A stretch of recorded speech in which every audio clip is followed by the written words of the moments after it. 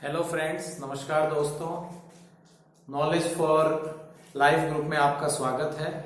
आज हम कक्षा 10 का जो आपके चैप्टर 10 है, इसमें विद्युत धारा वाला पार्ट पढ़ेंगे।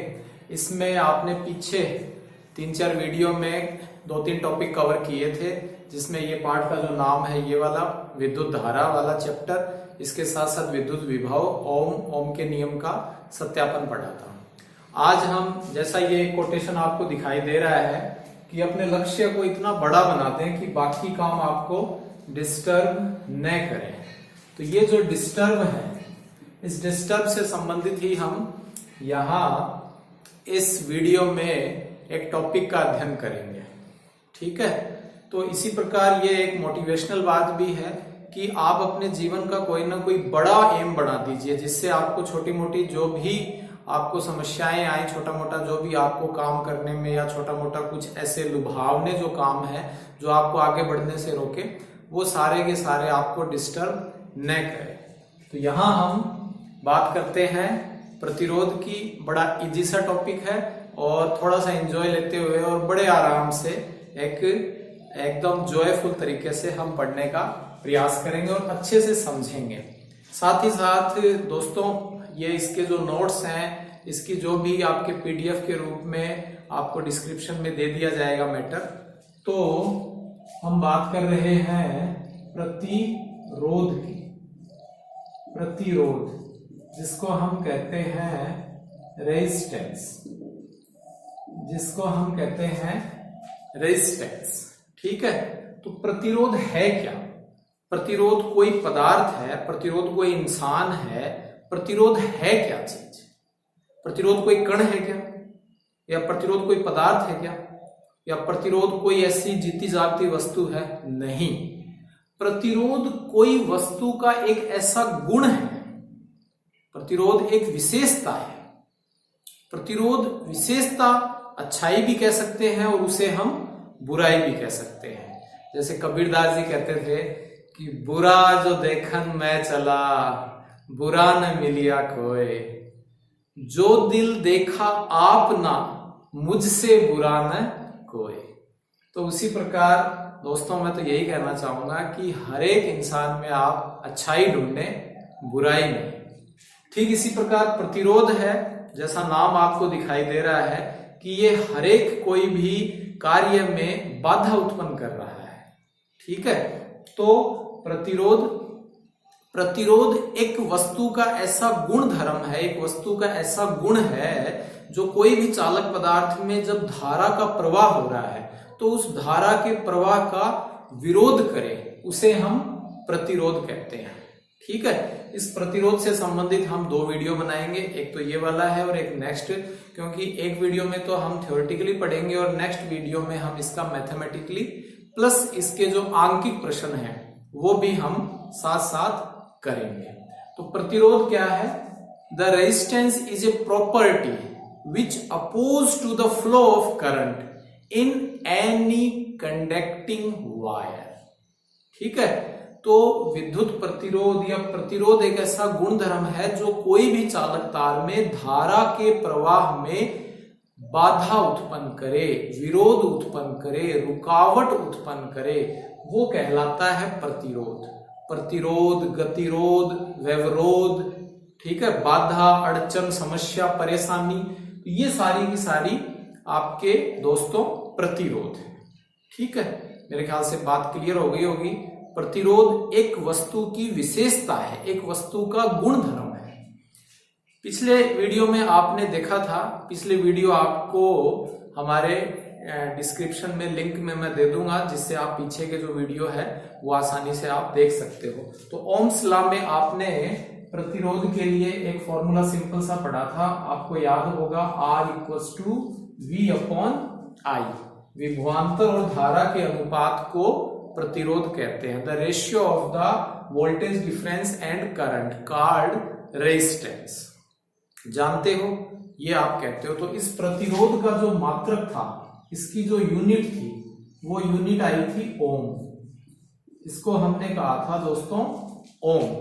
ठीक है, इस प्रतिरोध का एक इनवर्स भी होता है, जिसे हम प्रतिरोध का व्युत्क्रम कहते हैं। The inverse of resistance called conductance, चालकत्व, चालकत्व,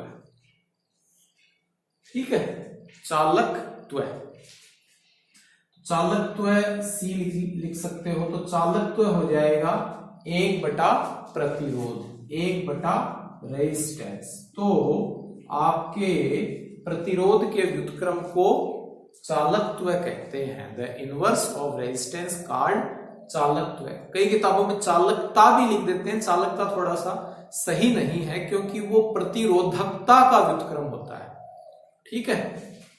तो इसका मात्रक हो जाएगा ओम, 1/ओम या ओम इनवर्स, या जिसे हम महो भी कह देते हैं। ओम का उल्टा हो गया महो। तो ये आपके प्रतिरोध से संबंधित कुछ बातें हो गई, ठीक है। अब ये जो प्रतिरोध है, प्रतिरोध की सैद्धांतिक परिभाषा आपको बता दी, गणितीय परिभाषा यहां से भी बन सकती है, विभवांतर धारा के अनुपात को, मात्रक इसका ओम होता है, चालकता इसका व्युत्क्रम होता है। ठीक इसी प्रकार प्रतिरोध है वो निर्भर किस पर करता है, तो ठीक है।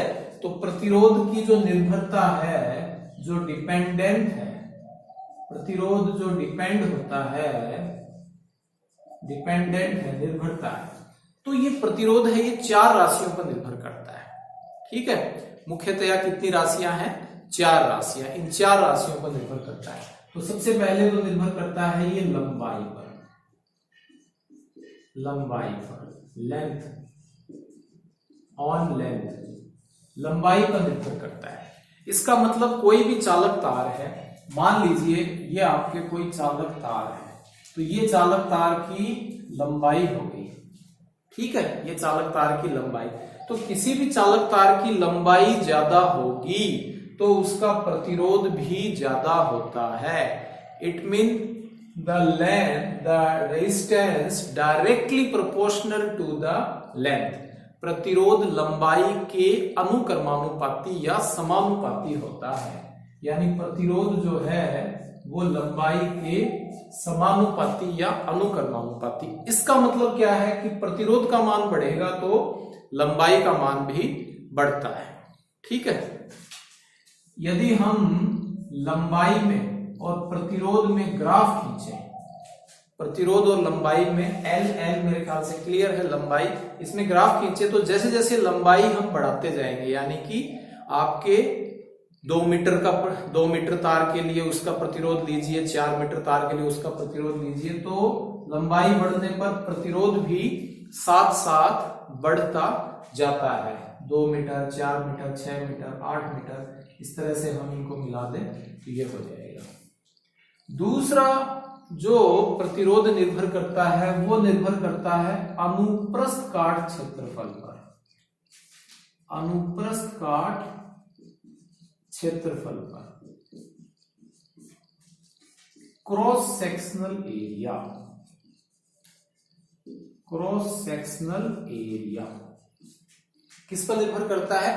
अनुप्रस्थ काट क्षेत्रफल। जैसे मान लीजिए ये एक चालक तार है, ये लंबाई है, तो ये जो इसका जो गोल, जो वृत्ताकार, जो सर्किल, जो पाथ इसका दिखाई दे रहा है, यानी ये वाला, ये इसका कहलाता है एरिया, यानी क्षेत्रफल। और वो क्षेत्रफल कौन सा है? अनुप्रस्थ काट के रूप में है, तो ये कहलाता है अनुप्रस्थ काट क्षेत्रफल। तो ये जो प्रतिरोध है ये अनुप्रस्थ काट क्षेत्रफल के व्युत्क्रमानुपाती होता है, इनवर्सली होता है। The resistance is inversely proportional to the resistance, ठीक है। तो the resistance is inversely proportional to the A, यानी क्रॉस सेक्शनल एरिया, ठीक है। इसका मतलब यदि ये ज्यादा होगा, क्षेत्रफल ज्यादा होगा, ज्यादा मोटा हो जाए कोई तार, तो उसका प्रतिरोध उतना ही कम होता है, ठीक है। यानी प्रतिरोध यदि ज्यादा है तो एरिया कम होगा, और प्रतिरोध यदि कम है तो एरिया उसका अधिक होगा। ये निशान दोस्तों अधिक का हम ले लेते हैं और ये वाला निशान आपके कम का ले लेते हैं। तो साथ साथ आप लिखना चाहो तो लिख सकते हो, the resistance is inversely proportional to the cross sectional area. प्रतिरोध लंबाई क्षेत्रफल के अनुप्रस्थ काट क्षेत्रफल के व्युत्क्रमानुपाती होता है। प्रतिरोध ज्यादा होगा तो क्षेत्रफल कम होगा, ठीक है, क्षेत्रफल यदि ज्यादा होगा तो प्रतिरोध कम होगा, और क्षेत्रफल यदि कम होगा तो प्रतिरोध ज्यादा होगा। इस तरह से हमने, इस तरह से तो पॉज करके आप ये लिख सकते हो।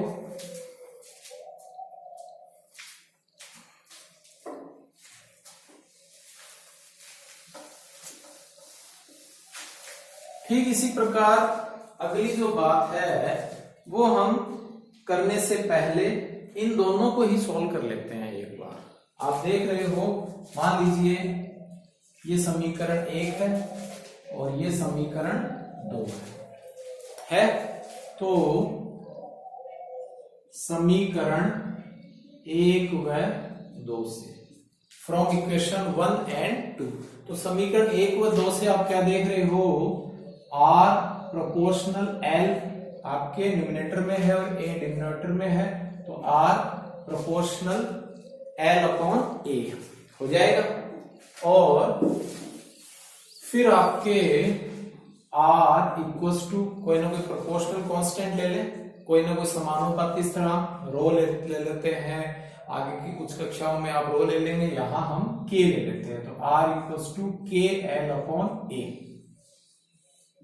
ठीक है, ये तो ये जो K है, ये K क्या है यहां ही पढ़ लेते हैं, अलग से भी पढ़ सकते हो आप चाहो तो K क्या है, K है प्रोपोर्शनल कांस्टेंट, समानुपाती स्थिरांक, समानुपाती स्थिरांक। तो K इक्वल्स टू, यदि क्रॉस मल्टीप्लाई करें इसके अपॉन में 1, तो R को A से मल्टीप्लाई कर दिया तो R A, और अपॉन में क्या हो गया L, अपॉन में हो गया L।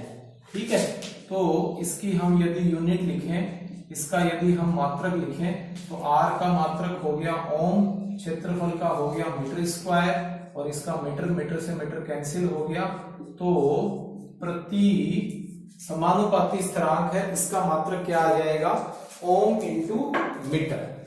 ये जो समानुपाती स्थिरांक है दोस्तों, इसको हम कहते हैं प्रतिरोधकता, रेसिस्टिविटी, रेसिस्टिविटी या विशिष्ट प्रतिरोध, या इसे हम कह देते हैं विशिष्ट प्रतिरोध, specific heat, specific resistance, specific resistance. ठीक है, तो इससे स्टाप होता है, उसी तरह से ये विशिष्ट प्रतिरोध। तो ये जो विशिष्ट प्रतिरोध है, ये इसका मात्रक तो ये हो गया ओम इंटू मीटर। ठीक है, या प्रतिरोधकता है समानुपाती स्थिरांक। तो इस सूत्र से भी इसकी परिभाषा हम ले सकते हैं। कैसे ले लेते हैं कि यदि ये इसका L A है, यदि if L equals to 1 and A equals to 1, तो L तो हो गया metre, 1 metre, and A 1 metre square, यानी कि लंबाई है वो मीटर में हो गई, और क्षेत्रफल है वो आपके हो गया मीटर स्क्वायर में, वो हो गया मीटर स्क्वायर में। तो कोई भी चालक तार की जो लेंथ है वो 1 मीटर, और जो क्षेत्रफल है वो भी, यानी ये दोनों एक ले लिया, तो R इक्वल्स टू किसके हो जाएगा, K के। R इक्वल्स टू किसके हो जाएगा, K के। ठीक है, तो इससे भी आपके डेफिनेशन बन सकती है कि द रेजिस्टेंस ऑफ मटेरियल, यानी कोई भी पदार्थ का जो प्रतिरोध है, the resistance of material of length 1 metre and cross section area 1 metre square, it mean unit, the resistance of material of length and cross sectional area unit is equal to या is called specific resistance और resistivity. किसी भी चालक तार की लंबाई और अनुप्रस्थ काट क्षेत्रफल इकाई हो तो उस चालक तार का प्रतिरोध क्या कहलाता है, प्रतिरोधकता कहलाता है। मतलब सिंपल सा आप यूं भी कह सकते हो the resistance is equal to the resistivity या the resistance is called resistivity if the length and cross sectional area are unit are 1। ठीक है, तो R इक्वल्स टू के हो जाएगा। अब दोस्तों ये जो K है प्रतिरोधकता, इसके हम अलग से आपके हायर एजुकेशन में हम पढ़ेंगे, हायर क्लासेस में, हायर एजुकेशन जो भी आप करोगे तो K प्रतिरोधकता है, न तो ये लेंथ पर डिपेंड करता है, न ये एरिया पर डिपेंड करता है, न ये रेजिस्टेंस पे डिपेंड करता है। ठीक है, it's only depend the nature of material and temperature. यह पदार्थ की प्रकृति और ताप पर निर्भर करता है। ठीक है, तो ये जो प्रतिरोधकता है इसके द्वारा हम अलग अलग पदार्थों की प्रतिरोधकता और उसके आधार पर वो कितना अधिक चालक है उसका निर्धारण करते हैं। तो इसके लिए एक आपके बुक में टेबल दी हुई है। ठीक है, उस टेबल को आप देख सकते हो। तो सबसे बढ़िया जो चालक पदार्थ है, यहां उस टेबल को बनाने से पहले मैं दो नाम और जोड़ दूं इसमें। जैसे ये आपके चालकत्व के बारे में पढ़ा है, ठीक इसी प्रकार एक होता है दोस्तों प्रतिरोधकता, तो है ही, और प्रतिरोधकता का व्युत्क्रम होता है चालकता, कंडक्टिविटी।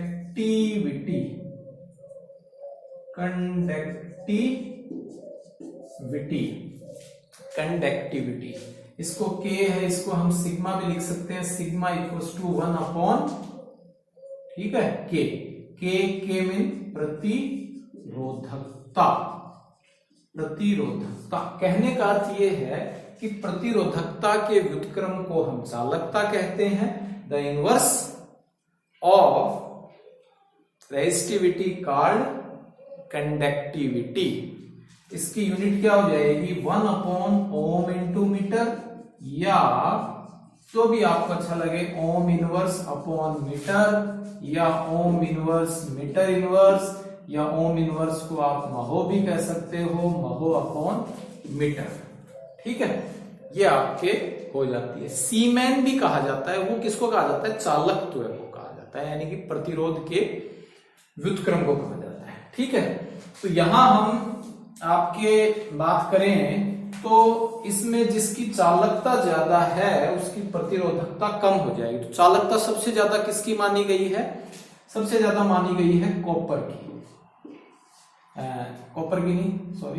सबसे ज्यादा चालकता मानी गई है चांदी की, सिल्वर की। ठीक है, फिर उसके बाद में जो चालकता है वो आपके मानी गई है कॉपर की, यानी सबसे बढ़िया जो तार है जो घरों के अंदर काम में लेना चाहिए वो चांदी का लेना चाहिए। चांदी के बाद आपके, चांदी काफी महंगा है इसलिए हम कॉपर का तार काम में ले लेते हैं। फिर उसके बाद में माना जाता है एयू यानी सोना, और फिर उसके बाद में आपके चौथे नंबर पर माना जाता है एल्यूमिनियम। यानी इन चारों की यदि हम तुलना करें तो प्रतिरोध सबसे ज्यादा एल्यूमिनियम का है, सबसे कम चांदी का है। ठीक है, और चालकता जो है, चालकत्व जो है वो सबसे ज्यादा चांदी की है, सबसे कम एल्यूमिनियम की है, वैसे कुचालकों की होती है। तो इस तरह से हम इनमें प्रतिरोध, चालकता, प्रतिरोधकता, इनके आधार पर तीन प्रकार के प्रतिरोध, हम तीन प्रकार के हम पदार्थ मानते हैं, चालक, कुचालक और अर्धचालक। ठीक है, तो चालक जो पदार्थ है, जो ये आपको दिखाई दे, जिनमें धारा प्रवाहित होती है, उनकी प्रतिरोधकता कम और चालकता ज्यादा होती है। अर्धचालकों की जो है बीच में होगी, यानी मध्यवर्ती गुण दर्शाते हैं, और आपके कुचालक जो है इंसुलेटर है, यानी कि अर्धचालक सेमीकंडक्टर है, सिलिकॉन और जर्मेनियम मुख्यतया होते हैं, और कुचालक भी अनेक हैं और चालक भी अनेक हैं। ठीक है, जो इंसुलेटर है वो।